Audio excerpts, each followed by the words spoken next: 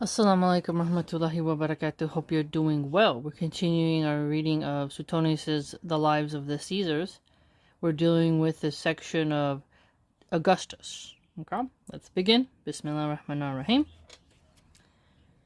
He divided the area of the city into regions and wards, arranging that the former should be under the charge of the magistrates selected each year by lot, and the latter under masters elected by the inhabitants of the respective neighborhoods.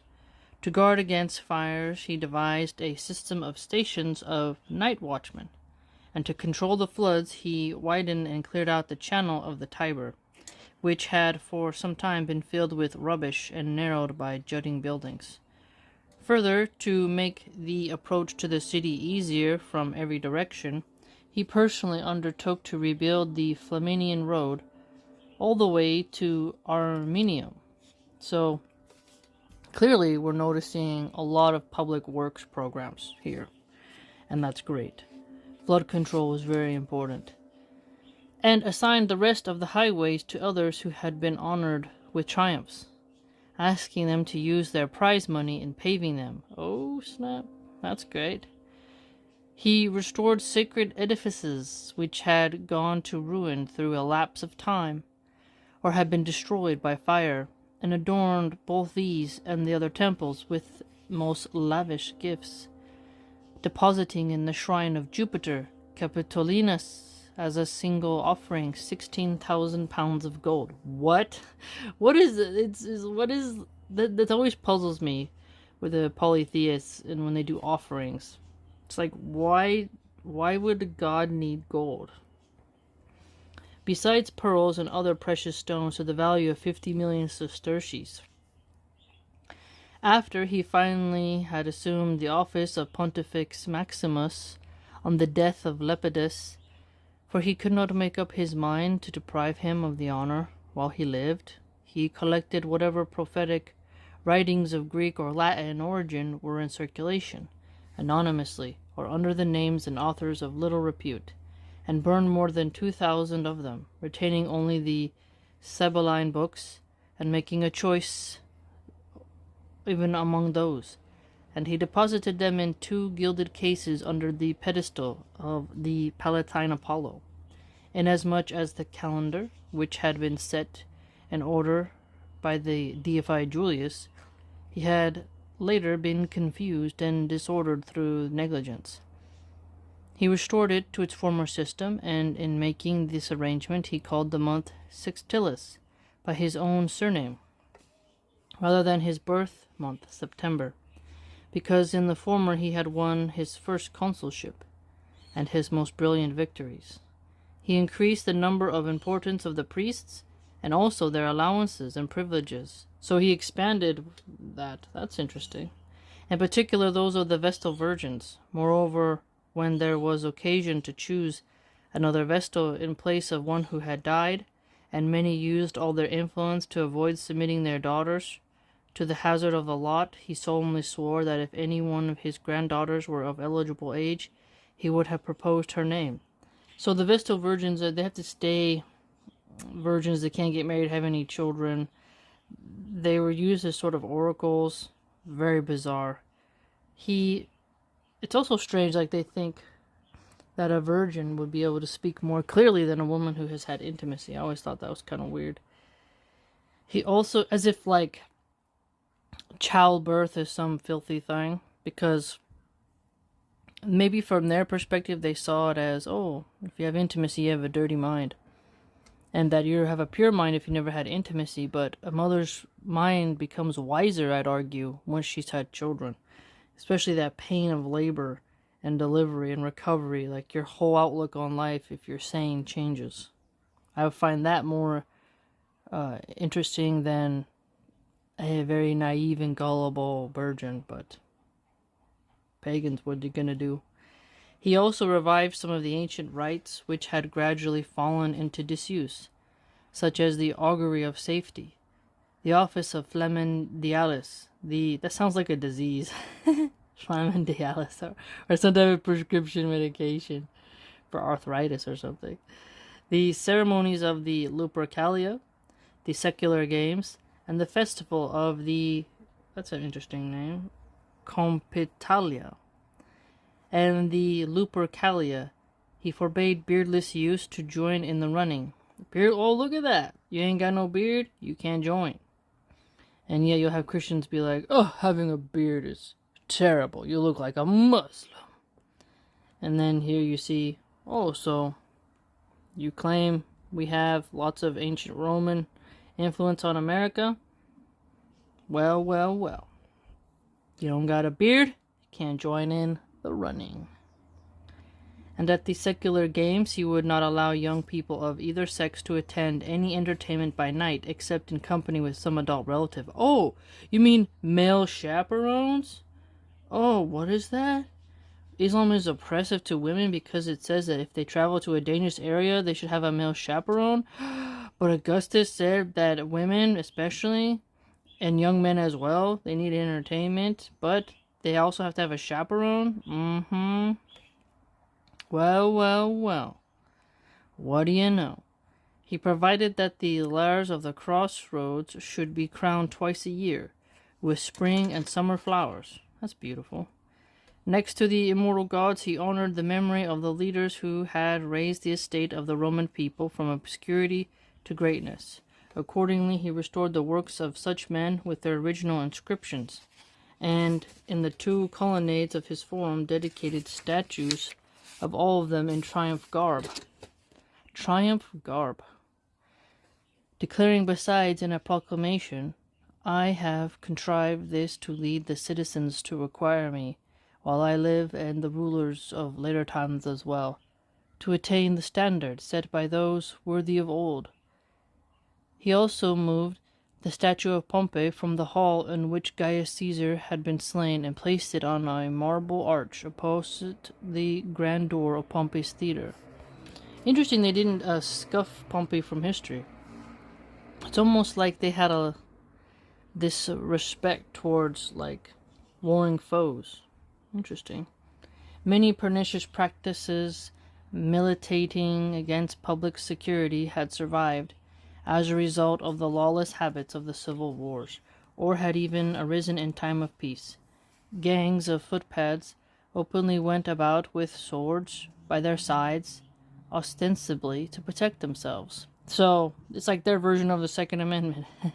And travelers in country, freemen and slaves alike, were seized and kept in confinement in the workhouses of the landowners. Numerous leagues, too, were formed for the commission of crimes of every kind, assuming the title of some new guild. Therefore, to put a stop to brigandage, he stationed guards of soldiers wherever it seemed advisable, inspected the workhouses, and disbanded all guilds. Disbanding guilds, interesting. Except such as were of long standing and formed for legitimate purposes. Okay, there we go. I was about to say, like, artisan guilds, like, what are you doing, my guy? He burned the records of old debts to the treasury, which were by far the most frequent source of blackmail. Ooh. He made over to their holders places in the city to which the claim of the state was uncertain.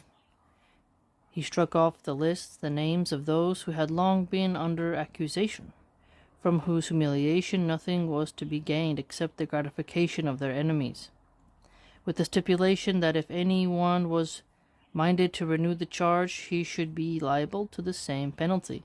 Ooh, snap. There you go. To prevent any action for damages or on a disputed claim from falling through or being put off, he added to the term of the courts 30 more days, which had been before taken up with honorary games.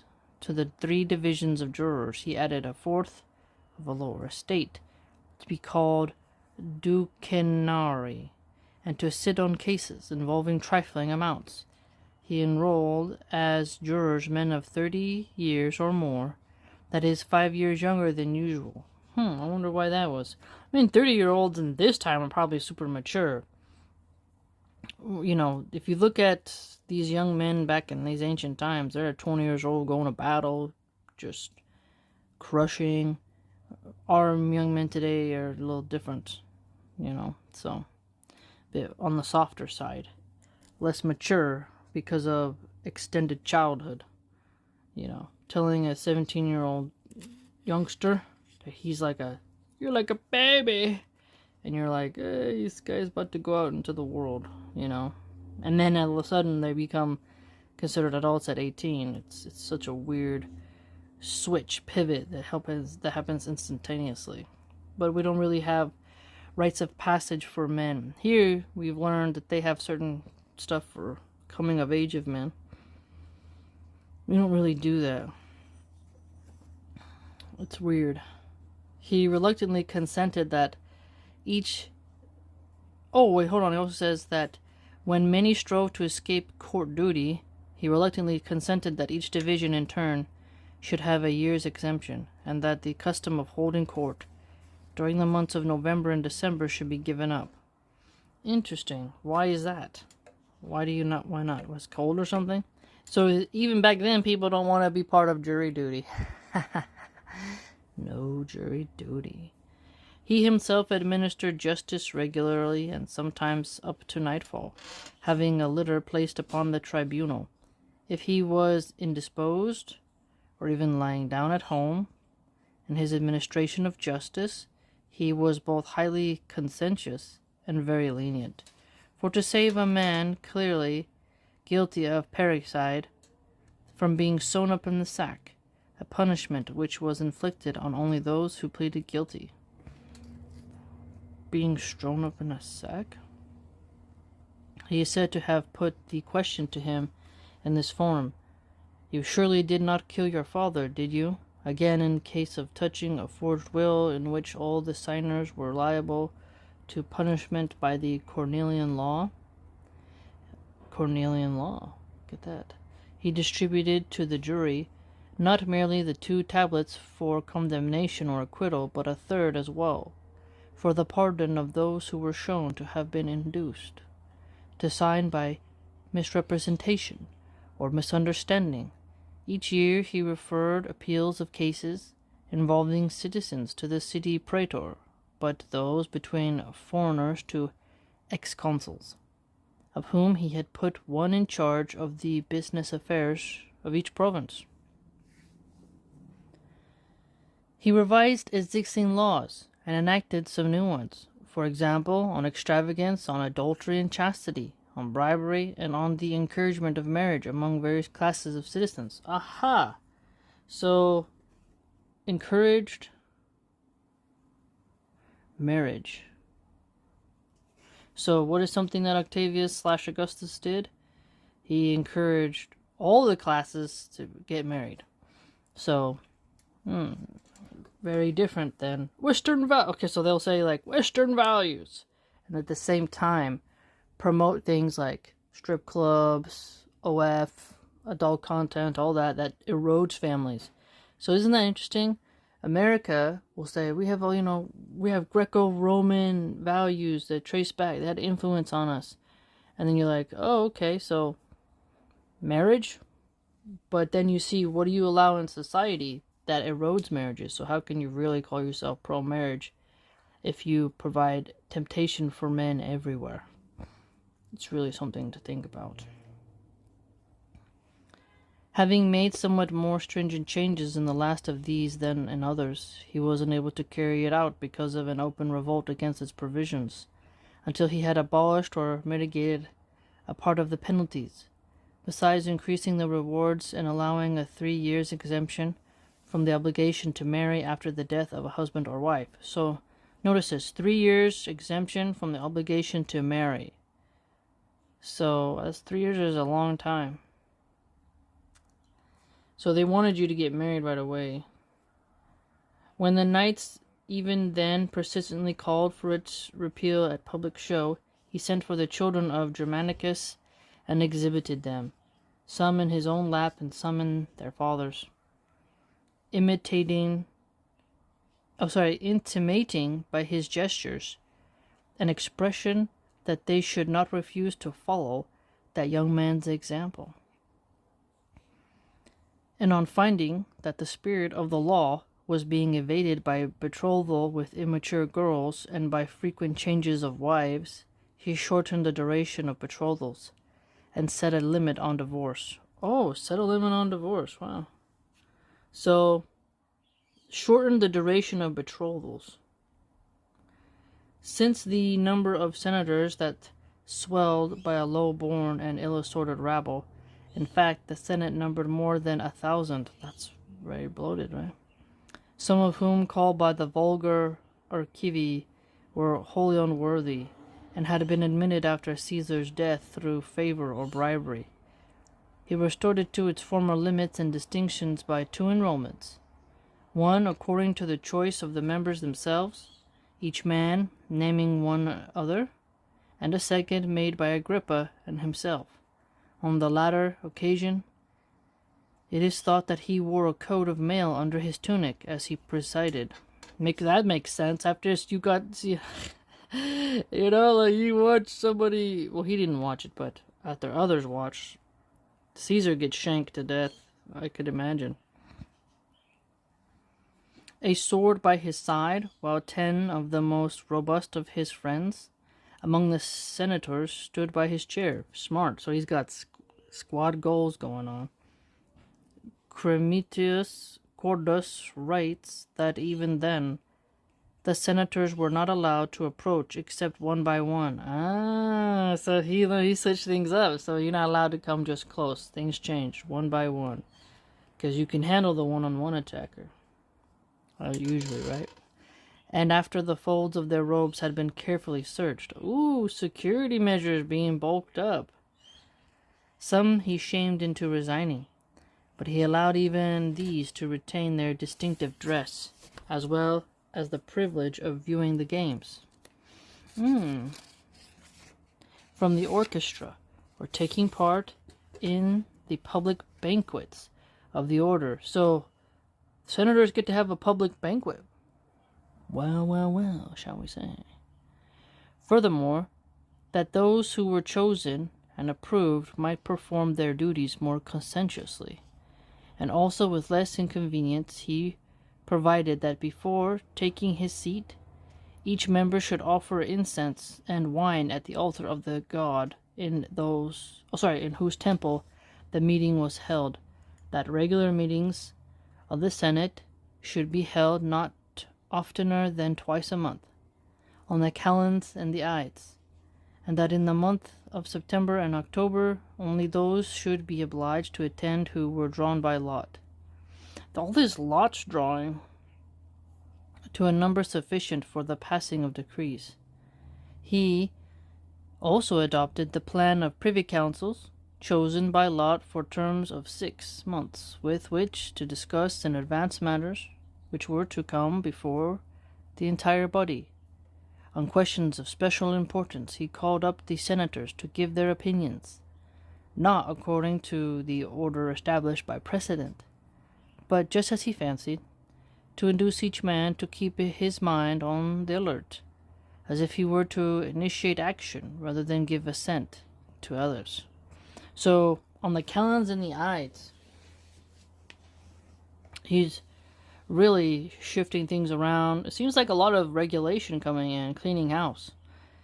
He introduced other innovations too, among them these, that the proceedings of the Senate should not be published.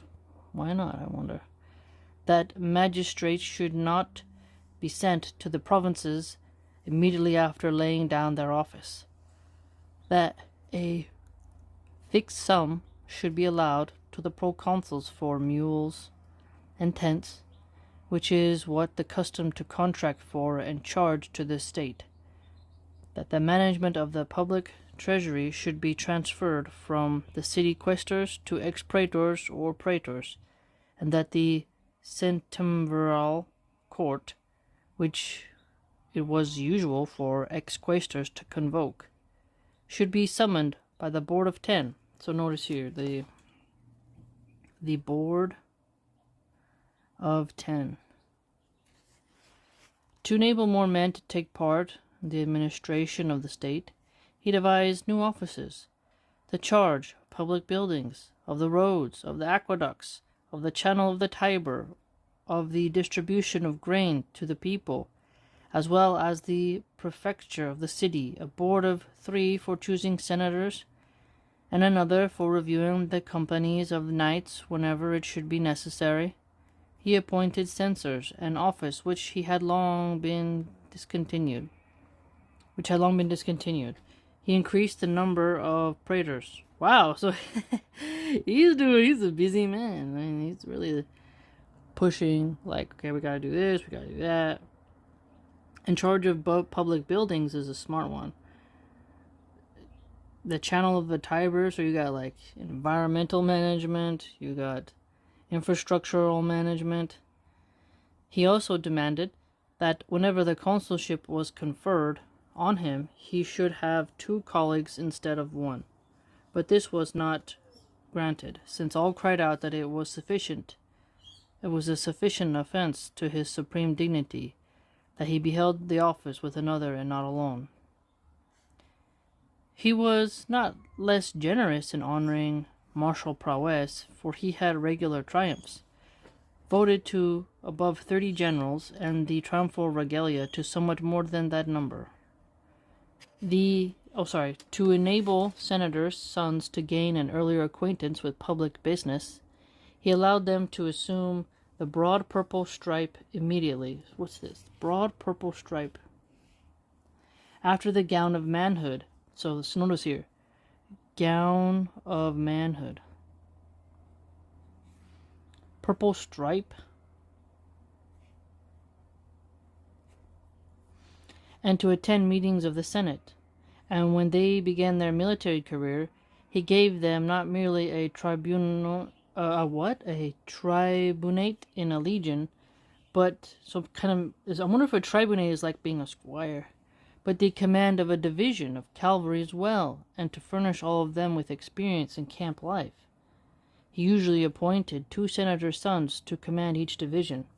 Wow, that's unique. Imagine if I think that's a very interesting angle, because we have too many people in politics in America who are warmongers, and their kids are far, far away, or their kids cosplay. And I think that's troubling.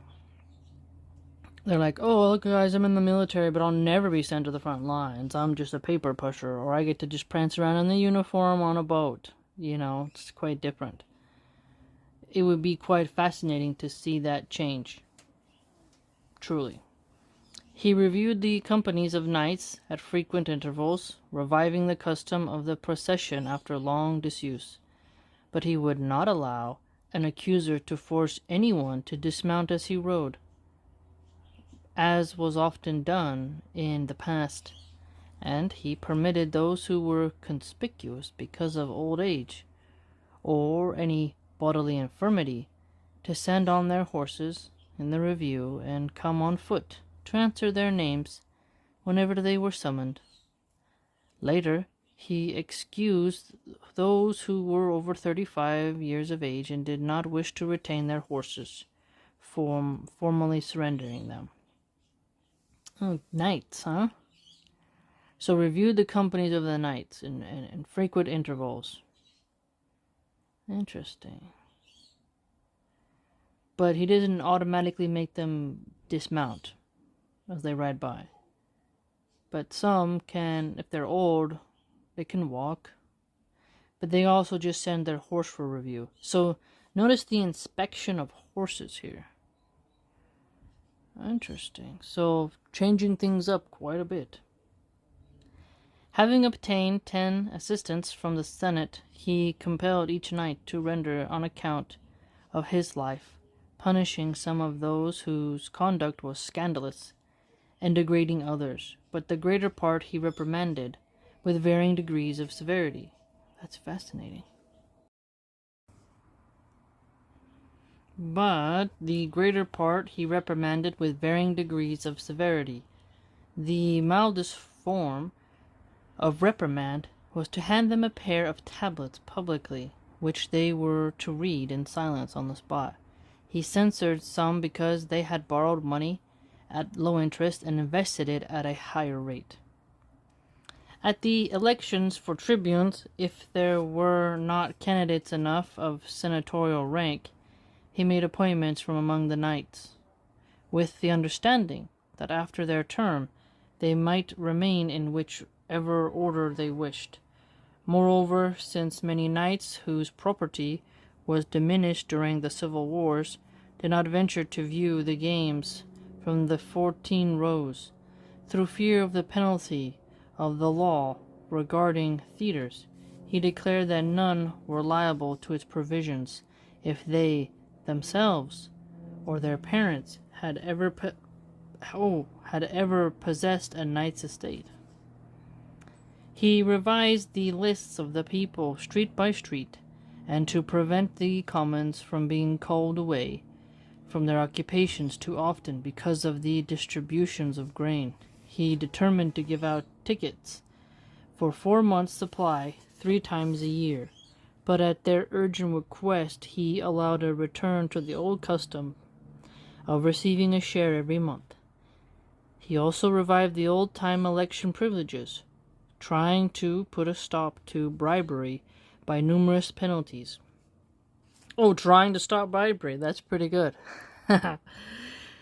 And distributing to his fellow members of the Fabian and Scaptian tribes 1,000 sesterces a man from his own purse on the day of the elections, and to keep them from looking for anything from any of the candidates. We forget about tribes oftentimes in America. We have the Native American tribes, you have Middle Eastern tribes, African tribes. Now we're seeing here a reminder that, in Italy, you did have these tribes in that region. Considering it also of great importance to keep the people pure and unsullied by any taint of foreign or servile blood, he was most chary of conferring Roman citizenship, and set a limit to manumission. When Tiberius requested citizenship for a Grecian dependent of his, Augustus wrote in reply that he would not grant it, unless the man appeared in person and convinced him that he had reasonable grounds for the request. Oh, wow. So pure blood. Strange. And when Livia asked it for a Gaul from a tributary province, he refused, offering instead freedom from tribute, and declaring that he would more willingly suffer a loss to his privy purse than the prostitution of the honor of Roman citizenship. Not content with making it difficult for slaves to acquire freedom, and still more so for them to attain full rights, by making careful provisions as to the number, condition, and status of those who were manumitted, he added the proviso that no one who had ever been put in irons or tortured should acquire citizenship by any grade of freedom. Well, that's interesting. So notice here this protectionism of Roman citizenship, not just conferring it to people. People want to do that today with the American citizenship, but I don't think that really works because there's a number of factors. But they clearly had what they thought this ethnic ties of what it meant to be Roman. Quite different today. Quite different today. You don't have that sort of racial element being valued anymore in society. It's more of a globalistic agenda. He also desired to revive the ancient fashion of dress, and once when he saw in assembly a throng of men in dark cloaks, he cried out indignantly, "Behold them, Romans, lords of the world, the nation clad in the toga." And he directed the aediles never again to allow anyone to appear in the forum or its neighborhood except in the toga and without a cloak. So no cloaks, and has to wear a toga. So dress code. So notice here, sort of really, when people have to wear the hijab, that's called oppression. So was Augustus oppressing men by not allowing them to wear whatever they want? They couldn't have sweatpants and Nikes.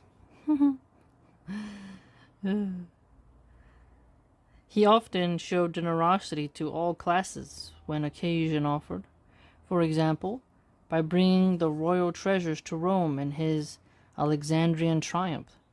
He made ready money so abundant that the rate of interest fell, and the value of real estate rose greatly. And after that, whenever there was an excess of funds from the property of those who had been condemned, he loaned it without interest for fixed periods to any who could give security for double the amount. He increased property qualifications for senators, requiring 1,200,000 sesterces instead of 800,000, and making up the amount for those who did not possess it. He often gave largesse to the people, but usually of different sums.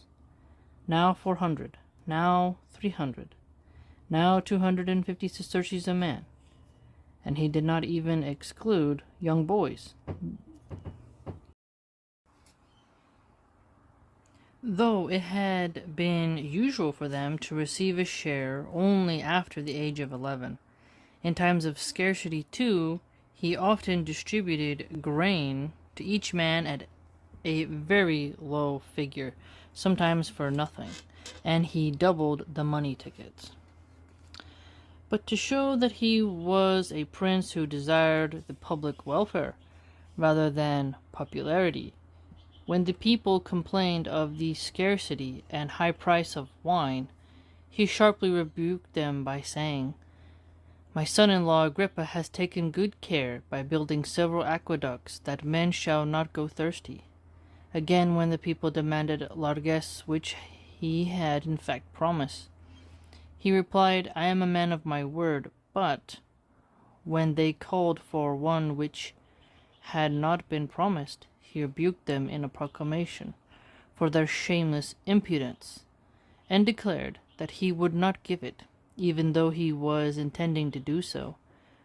With equal dignity and firmness, when he had announced a distribution of money, and found that many had been manumitted and added to the list of citizens, he declared that those to whom no promise had been made should receive nothing, and gave the rest less than he had promised, to make the appointed some office. Once, indeed, in a time of great scarcity, when it was difficult to find a remedy, he expelled from the city the slaves that were for sale, as well as the schools of gladiators. Why? I wonder why the schools of the gladiators are getting punished. All foreigners, with the exception of physicians and teachers.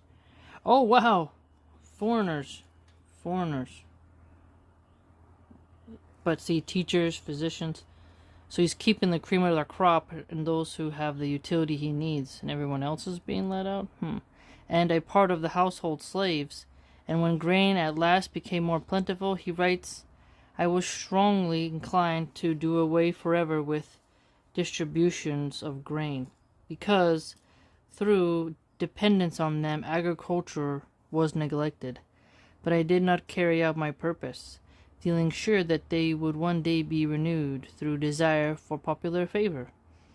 But from that time on he regulated the practice with no less regard for the interests of the farmers and grain dealers than for those of the populace. So dependence by automatic grain distribution. He surpassed all his predecessors in the frequency, variety, and magnificence of his public shows.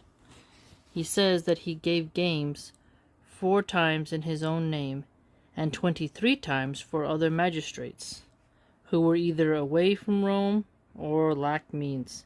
He gave them sometimes in all the wards, and on many stages with actors in all languages. Oh, Bad Bunny Super Bowl speaking Spanish. Meanwhile, here on many stages, actors in all languages. And combats of gladiators, not only in the forum or the amphitheater, but in the circus and the septa. Sometimes, however, he gave nothing except a fight with wild beasts. That'd be interesting, but I'm sure they drugged somehow some of these beasts. He gave athletic contests too, in which the Campus Martius, erecting wooden seats, also a sea fight, constructing an artificial lake near the Tiber, where the grove of the Caesars now stands. On such occasions he stationed guards in various parts of the city to prevent it from falling a prey to footpads because of a few who remained at home. So, guards in different parts of the city. Makes sense, you know? You do need people doing a beat, as they call it. I think we should have more cops that take a stroll through the neighborhoods, but I do think that because of how ICE is acting like Trump's Gestapo, people would be too fearful. But cops simply walking about can make people feel safe if those cops are good people and don't come off as oppressors. In the circus, he exhibited charioteers, runners, and slayers of wild animals who were sometimes young men of the highest rank. Besides, he gave frequent performances of the game of Troy by older and younger boys, thinking it at a time honored and worthy custom for the flower of the nobility to become known in this way. When Nonius Asprenas was lamed by a fall, while taking part in this game, he presented him with a golden necklace and allowed him and his descendants to bear the surname Torquatus. But soon afterwards he gave up that form of entertainment, because Asinius Pollio, the orator, complained bitterly and angrily in the Senate of an accident to his grandson, Asurninus, who also had broken his leg. He sometimes employed even Roman knights in scenic and gladiatorial performances, but only before it was forbidden by decree of the Senate. After that he exhibited no one of respectable parentage, with the exception of a young man named Lysias, whom he showed merely a curiosity, for he was less than 2 feet tall. What? What is going on? Weighted by 17 pounds, yet had a stentorian voice. He did, however, on the day of one of the shows, make a display of the first Parthian hostages that had ever been sent to Rome, by leading them through the middle of the arena, and placing them in the second row above his own seat.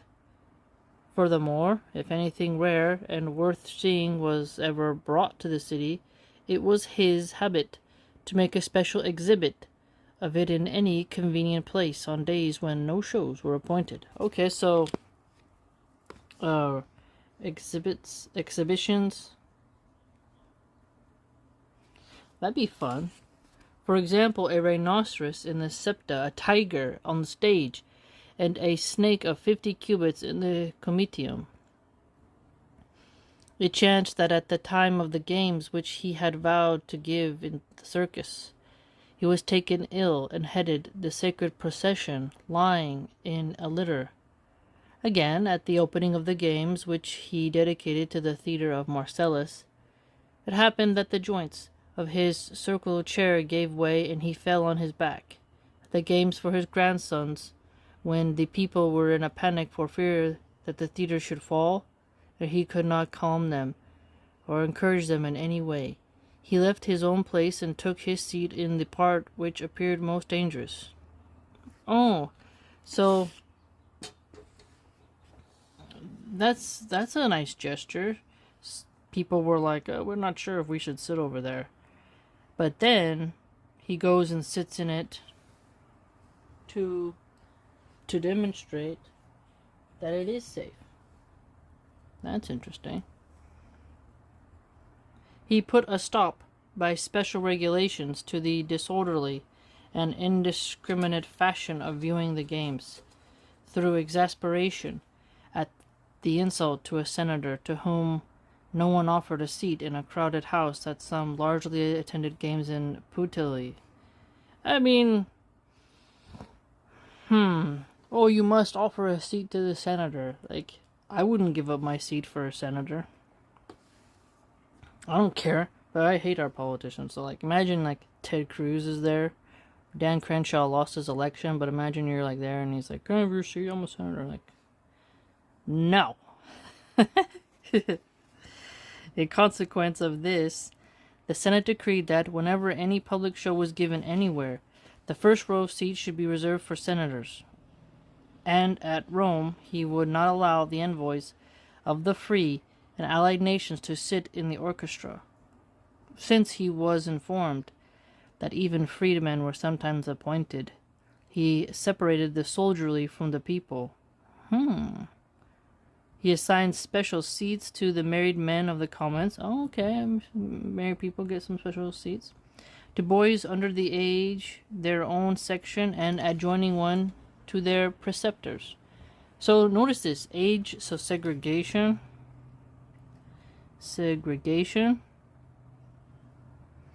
ages, rank, and he decreed that no one wearing a dark cloak should sit in the middle of the house. Oh, why? Because it just focuses on them? He would not allow women to view even the gladiators except from the upper seats. Ooh, muscle man. Though it had been the custom for men and women to sit together at such shows, only the Vestal Virgins were assigned a place to themselves, opposite the praetor's tribunal.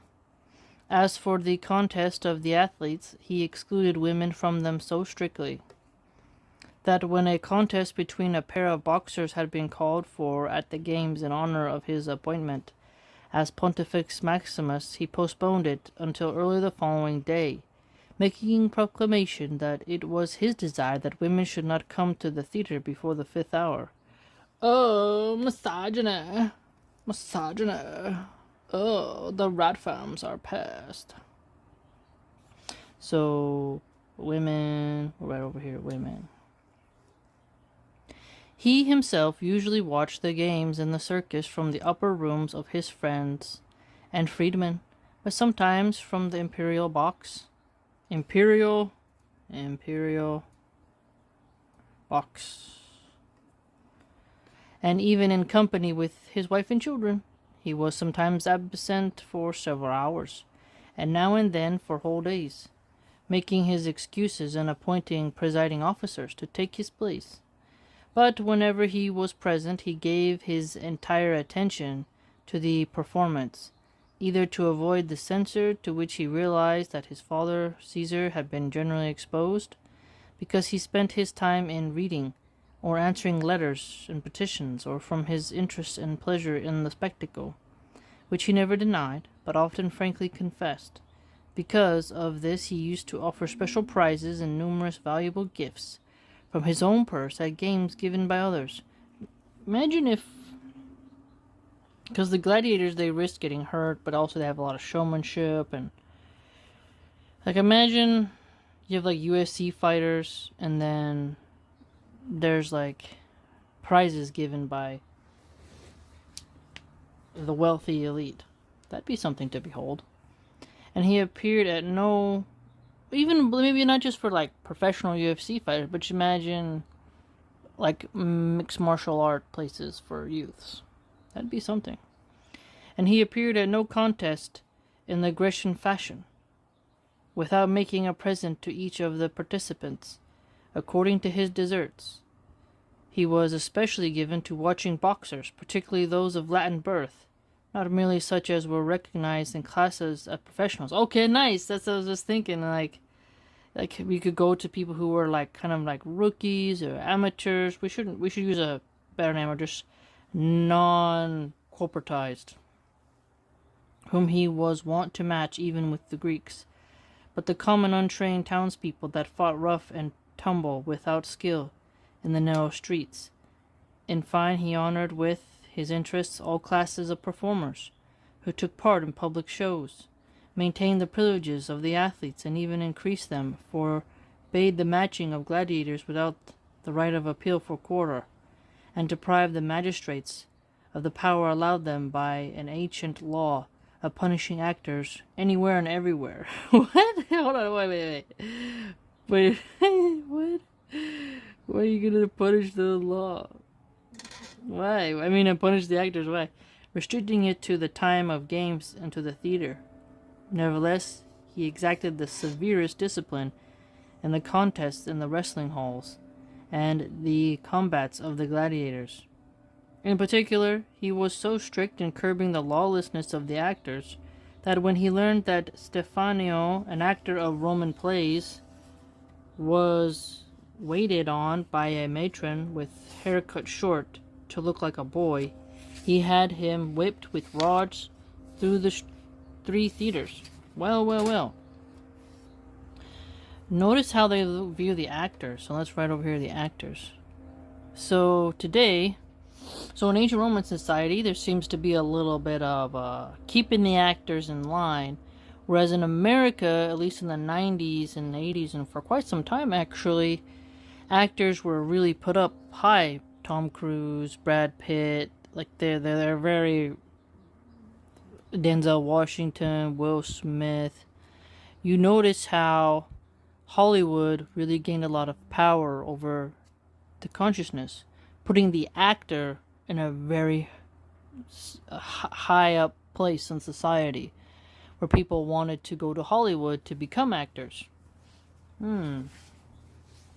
But you notice here, they're like, nah, we must keep the actor in line, the silly goose, the attention seeker, the performer in line.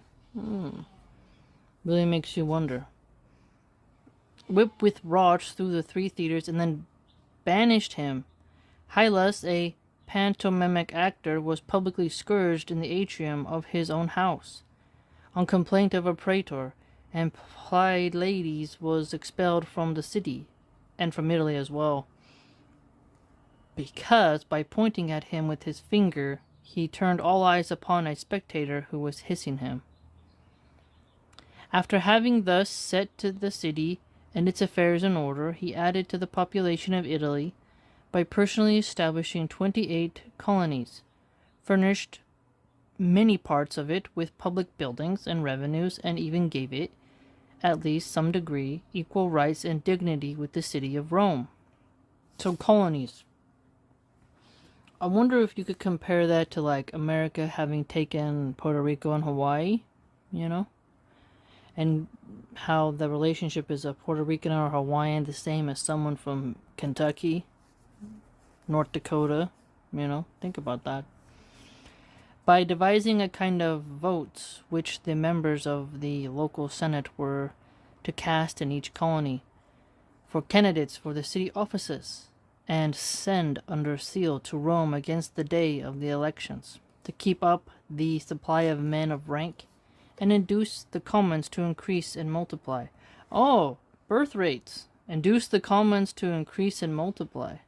He admitted to the equestrian military career those who were recommended by any town, while to those of the commons who could lay claim to legitimate sons or daughters, when he made his rounds of the city, he distributed 1,000 sesterces for each child. That's cute. That's great. So it's almost like, that's a lot. 1,000 sesterces is a lot. Imagine you get $1,000 per kid. That would help a lot of people struggling to have children. The stronger provinces, which could neither easily nor safely be governed by annual magistrates, he took to himself. The others he assigned to proconsular governors selected by lot, but he changed some of them at times, from one class to the other, and often visited many of both sorts. Certain of the cities which had treaties with Rome, but were on the road to ruin through their lawlessness, he deprived of their independence. So it's like, you're not doing really well, you're not law and order, so now you have to be governed. You're no longer having that sort of sovereign independence. He relieved others that were overwhelmed with debt.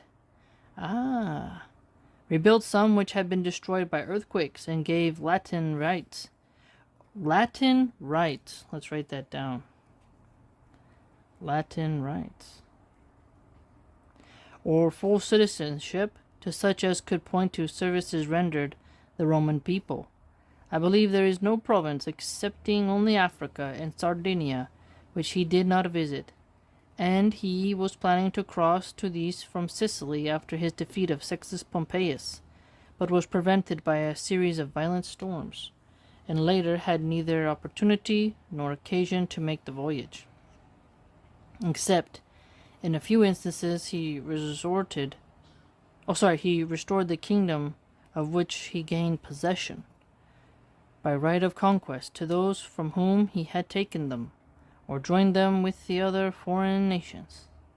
He also united the kings with whom he was in alliance by mutual ties, and was very ready to propose or favor intermarriages and friendships among these. So notice here, mutual ties, intermarriages, and friendships among them. He never failed to treat them all with consideration as integral parts of the empire. Integral parts of the empire. You see that? Regularly appointing a guardian for such as were too young to rule, or whose minds were affected, until they grew up or recovered. And he brought up the children of many of them, and educated them with his own.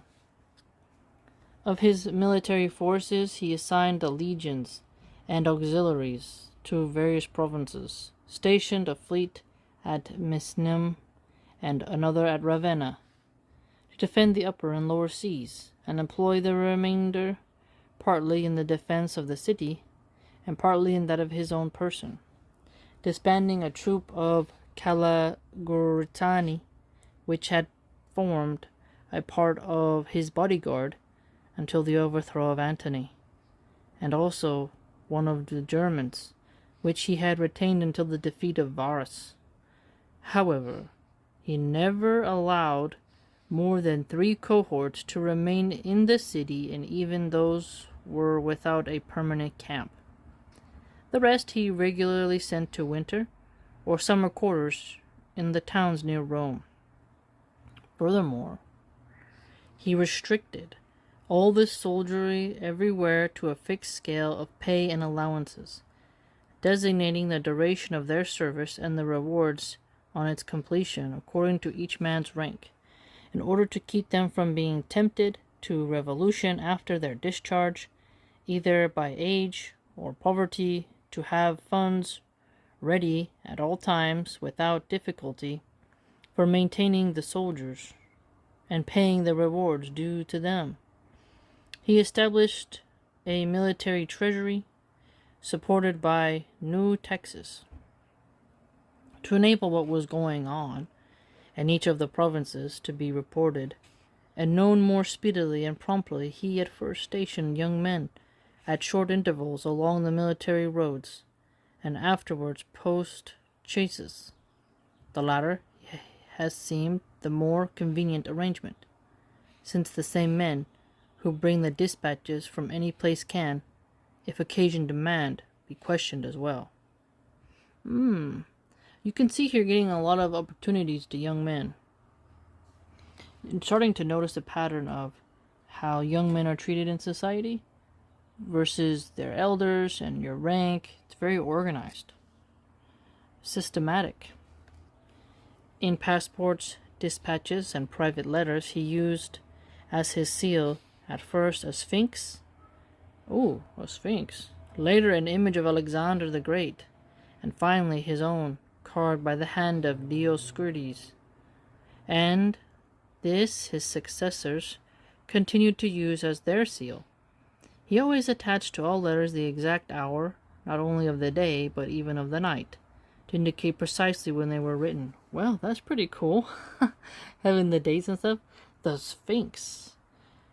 Isn't that interesting? The evidence of his clemency and moderation are numerous and strong. Not to give the full list of the men of the opposite faction whom he not only pardoned and spared, but allowed to hold high positions in the state. I may say that he thought it enough to punish 2 plebeians, Junius Novatus and Cassius Patavinus, with a fine and with a mild form of banishment, respectively. although the former had circulated a most scathing letter about him under the name of young Agrippa, while the latter had openly declared at a large dinner party that he lacked neither the earnest desire nor the courage to kill him. Again, when he was hearing a case against Aemilius Alaeanus of Corduba, and it was made the chief offense, amongst other charges, that he was in the habit of expressing a bad opinion of Caesar, Augustus turned to the accuser with assumed anger, and said, "I wish you could prove the truth of that. I'll let Alaeanus know that I have a tongue as well as he, for I'll say even more about him." And he made no further inquiry either at the time or afterwards. When Tiberius complained to him of the same thing in a letter, but in more forcible language, he replied as follows: "My dear Tiberius, do not be carried away by the ardor of youth in this matter, or take it too much to heart that any one speak evil of me. We must be content if we can stop any one from doing evil to us." Although well aware that it was usual to vote temples even to proconsuls, he would not accept one even in a province, save jointly in his own name and that of Rome.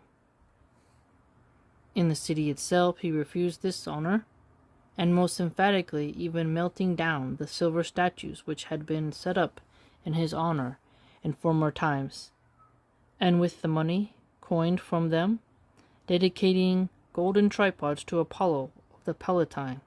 It's so strange. I mean, when you do stuff like that, it makes me think, like, no wonder why people wanted to invade. You're putting gold everywhere. It's so ugly, too. Like, Trump puts gold on everything. Gold color. It's like, ugh. I'm not really into gold. I mean, it looks okay on some things, but I just don't get it. So, like, the sun hits it, it's gonna shine in your eyes. Marble's more beautiful, you know. I don't know, everything gotta be gold. But notice here, it's just like dedicating so much gold to their gods. It's like, reminds me of the Aztecs. When the people did their best to force the dictatorship upon him, he knelt down, threw off his toga from his shoulders, and with bare breast begged them not to insist. Interesting. He always shrank from the title of Lord as reproachful and insulting. When the words, "O just and gracious Lord," were uttered in a farce at which he was a spectator, and all the people sprang to their feet and applauded as if they were said of him, he at once checked their unseemly flattery by look and gesture, and on following day sharply reproved them in an edict. After that he would not suffer himself to be called sire even by his children. This reminds me, like, when Andrew Tate said, "I am your lord," and he was trying to, like, use that language upon himself. And you also look at the history of feudalism, and then you look at how religion uses the term lord. And now you're seeing a different aspect here where Augustus doesn't want to be called Lord. Very intriguing. Or his grandchildren, either in jest or earnest, and he forbade them to use such flattering terms even among themselves. So the word Lord, let's put annotation here. Lord term. Or enter any city or town except in the in one itself, he did not, if he could help it, leave or enter any city or town except in the evening or at night, to avoid disturbing anyone by the obligations of ceremony. In his consulship he commonly went through the streets on foot. So, foot. And when he was not consul, generally in a closed litter. His morning receptions were open to all, including even the commons, and he met the requests of those who approached him with great affability, jocosely, reproving one man because he presented a petition to him with as much hesitation as he would a penny to an elephant. On the day of a meeting, of the Senate, he always greeted the members in the House and in their seats, calling each man by name without a prompter. So, knowing names.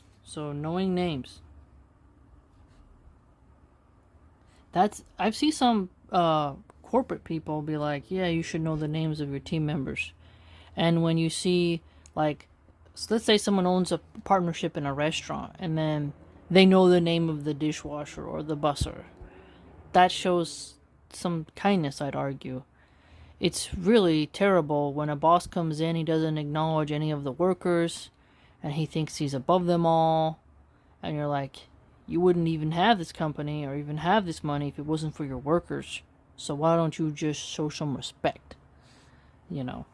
But to be able to call people's names, and that's important. So knowing names, that's awesome. And I do think it's pretty cool how the common people could meet him. I think people like Trump would run away. Like, he does rallies, but they're not allowed to approach him. You know? So I really think this is interesting, how we're seeing the picture being painted for us here. And when he left the house, he used to take leave of them in the same manner, while they remained seated. Remained seated. Not forcing them to stand. I always thought that was weird how when the queen enters, everyone has to stand. And I remember one picture, I don't know if he was an Arab guy, but he had that UAE garb that looks like that, or Saudi garb, I don't know what it's called, but he didn't stand, and I remember seeing that posted and people being like, I can't believe he didn't stand. The queen looked younger, so it must have been a while ago. But I thought, what a stupid tradition. It's like, all rise for the queen. You're just a regular person, you know? But we see here that he wanted them to remain seated. He exchanged social calls with many, and did not cease to attend all their anniversaries until he was well on in years, and was incommoded by the crowd the day of a betrothal, when Gallus Suetonius, a senator with whom he was not at all intimate, had suddenly become blind, and had therefore resolved to end his life by starvation. Oh, that's really sad. Augustus called on him, and by his consoling words induced him to live. So let's write over here the blind man. Blind guy. Imagine that. So the senator, Gallus Suetonius, he's struggling to stay positive, to even have the will to live, because he's lost his eyesight. And Augustus tells him to stop starving himself, to find that will to keep going. Remarkable, truly. Subhanallah. We'll pause here. We've learned quite a lot here. And it just goes to show you the customs, the culture, the traditions. Lots of dedicating stuff to... Like, there's a lot of religiosity we're noticing. And I find that to be quite interesting. Silver statues, golden tripods, to Apollo of the Palatine. He did tons of public work programs. And you notice the lack of wanting flattery. Don't call me Lord. He'll let people remain seated. The strictness with the actors. Very nice.